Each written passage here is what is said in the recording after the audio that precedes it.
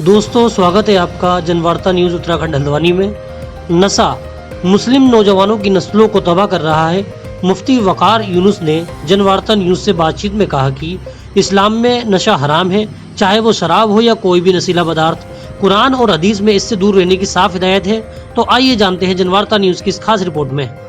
दोस्तों स्वागत है आपका जनवार्ता न्यूज़ में। मैं सैफ अली सिद्दीकी। इस समय हम उत्तराखंड के हल्द्वानी में मौजूद हैं। तो आज हम बात करेंगे नशे पर। नशा आज मुस्लिम युवा नस्लों को बर्बाद करने वाला एक जहर बन चुका है। ऐसा क्या है कि दीनदार घरानों में भी जो है लोग जो है नशे की चपेट में है, युवा नशे की चपेट में है।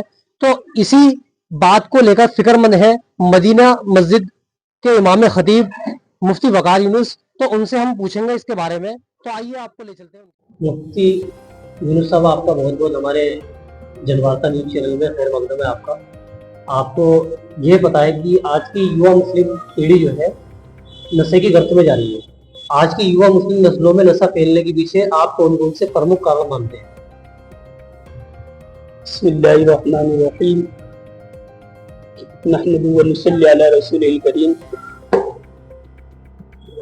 आपने जो सवाल किया कि आज नशा फैलने के बुनियादी असबाब क्या हैं, तो पहला सबब ईमानी जज्बा और खौफ खुदा की कमी। दूसरा सबब है अखलाकी तालीम और तरबियत का फुकदान। तीसरा सबब बेकारी और बढ़ती हुई बेरोजगारी। चौथा सबब है बुरी सोहबत। और पांचवा सबब है बेशऊरी में नशावर गोलियों का मुकव्वी दमा समझकर इस्तेमाल। छठा सबब है जहनी परेशानियां और घरेलू झगड़े कि ये बुनियादी असबाब हैं जिनकी वजह से हमारे मुआशरे में नशा बढ़ता जा रहा है। अगर इन पर मेहनत की जाए और इन असबाब को दूर किया जाए, इंशाअल्लाह जल्द ही नशा जो है हमारे मुआशरे से खत्म हो जाए। इस्लाम की नज़र में नशे की क्या हैसियत है? क्या ये सिर्फ शराब तक सीमित है या अन्य नशों पर भी यही हुक्म लागू होता है जैसे शराब हराम है? जी, इस्लाम की नज़र में शराब और जैसी दीगर नशावर चीज़ें वो सब के सब जो है कतई तौर पर हराम। कुरान और हदीस में सराहत के साथ शराब के मुतालिक उसकी हुर्मत का हुक्म दिया गया है और हुज़ूर पाक सल्लल्लाहु अलैहि वसल्लम ने हर नशावर चीज को हराम करार दिया है। अच्छा मुफ्ती साहब, कुरान और हदीस में नशे के खिलाफ कौन कौन सी साफ हिदायत दी गई है? कुरान और हदीस में नशे के खिलाफ साफ साफ जो है हुक्म दिया गया है और अल्लाह ताला ने कुरान में कतई तौर पर शराब को हराम करार दिया है और सूरह माइदा में आयत नंबर 90 और 91-92 में ये बात आई। इन आयात में इंतहाई हकीमाना और कतई अंदाज में मुख्तलिफ अल्फाज व असालीब के जरिए शराब की हुर्मत, उसकी क़बाहत को अल्लाह ताला ने वाज़ेह फरमाया। इन आयात में चंद बातें जो हैं अल्लाह ताला ने बयान फरमाई। शराब की हुर्मत को बुत परस्ती के साथ जिक्र फरमाया, जो है कि ये बुराई जो है शिर्क के बराबर है। और नंबर 2, इसे नजासत और पलीदी करार दिया गया। नंबर 3, इसे शैतानी अमल बताया गया। नंबर 4, इससे बिल्कुल इज्तिनाब जरूरी करार दिया गया। नंबर 5, इससे इज्तिनाब को, इससे बचने को फलाह कामयाबी का जरिया बताया। नंबर 6, इसकी हुर्मत का सबब वाज़ेह किया गया कि इससे बाहम अदावत और नफरत पैदा होती है। नंबर 7, ये भी वाज़ेह किया गया कि नशे का आदी बनाकर शैतान तुमको अल्लाह की याद और नमाज से गाफिल करता है। चूँकि जिक्र इलाही रूह की ग़िज़ा और क़ल्ब का सुकून है, नमाज मुनकरात और फ़वाहिश से रुकावट और क़ुर्ब इलाही का बाइस है। नशे की लानत इन दोनों से गाफिल करके इंसान के दिल को बेसुकून, रूह को बेकैफ, क़ुर्ब इलाही से महरूम मुनकरात और ख्वाहिश का आदी बना देती है। अल्लाह ने जज्र तौबीख के अंदाज में फरमाया कि जब शराब की लानत इतनी खराबियों का मजमुआ है तो क्या फिर भी तुम इससे बाज नहीं आओगे।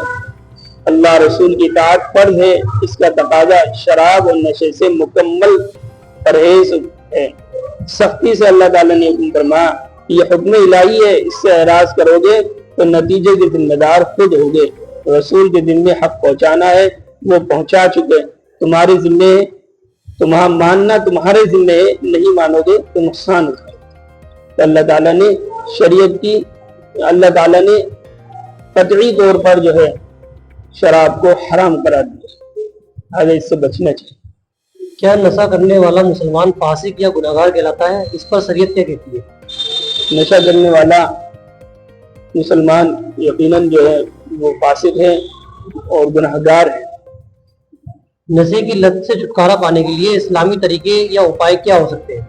नशे की लत से छुटकारा पाने के लिए इस्लामी तरीके ये हैं कि ईमानी जज्बात और अल्लाह का खौफ बेदार करना, अल्लाह का डर बेदार हो और हर वक्त ये इस्तिजार हो कि अल्लाह ताला हमें देख रहा है। मुअस्सर दीनी व अखलाकी तरबियत, कुरानी और दीनी तालीम और बेकारी और बेरोजगारी के खात्मे की कोशिश, बुरी सोहबत से परहेज, अच्छी सोहबत का इंतजाम, शराब नोशी की सजा की तनकीद, ठोस और मनसूबाबंद मुसलसल मंशियात, मुखालिफ इस्लाही मुहिम। क्या मस्जिदों और मदरसों की जिम्मेदारी क्या है इस सामाजिक बुराई को रोकने के लिए?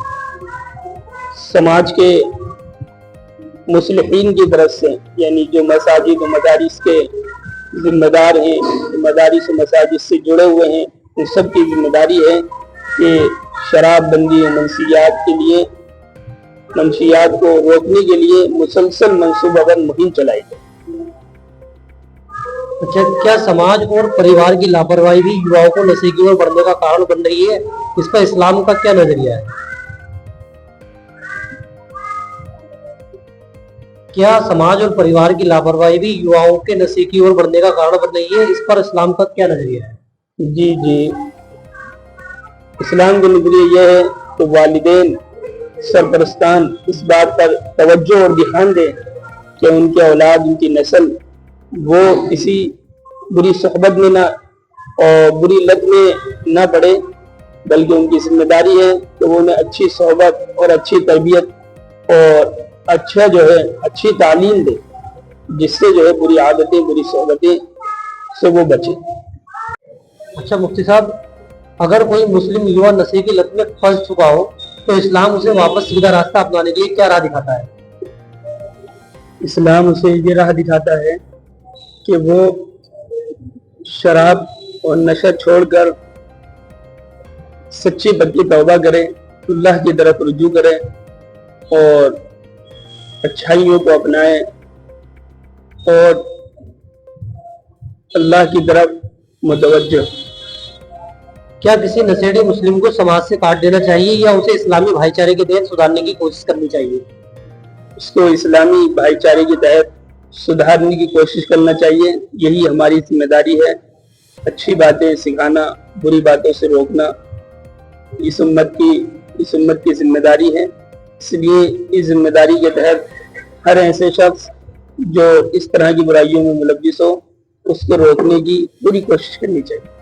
अच्छा मुफ्ती साहब, जो नशे का जो लती होता तो उसके लिए क्या दुनियावी वहीद है? दुनिया में मतलब क्या क्या नुकसान उसको होते हैं?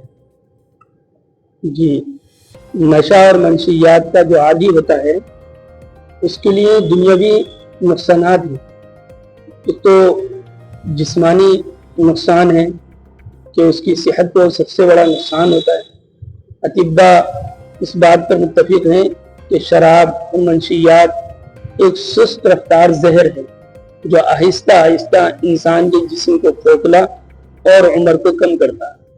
इसी तरह इसका माली नुकसान है, इसका जो है समाजी नुकसान है। समाज पर बहुत बड़ा नुकसान होता है कि ये इंसान जो है इससे बहुत सारे हुकूक मुताल्लिक हैं, उन हुकूक की और उन जिम्मेदारियों की को पूरा करने में वो नाकाम रहता है। اسی طرح اخلاقی نقصانات ہیں، یہ سارے دنیاوی نقصانات جو ہیں اس کی ذات پر پڑتے ہیں۔ اچھا، آخرت کے لیے کیا وعیدیں ہیں، آخرت کے لیے کیا سزائیں مقرر ہے ایسے لوگوں کے لیے اسلام میں؟